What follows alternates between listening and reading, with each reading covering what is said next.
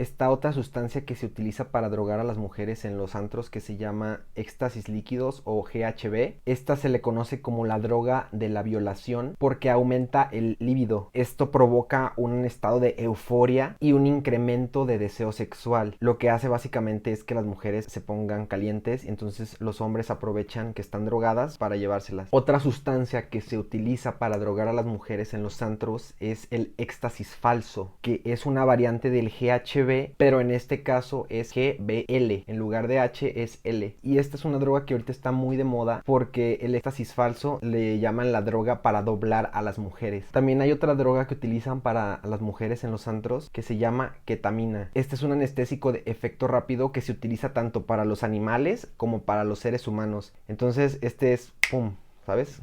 La ketamina también es muy utilizada. Y de hecho es tan efectiva que la utilizan en sedantes con los animales cuando les van a hacer alguna intervención quirúrgica. Entonces, o sea, imagínate, si puede dormir un animal al instante, pues también a una mujer.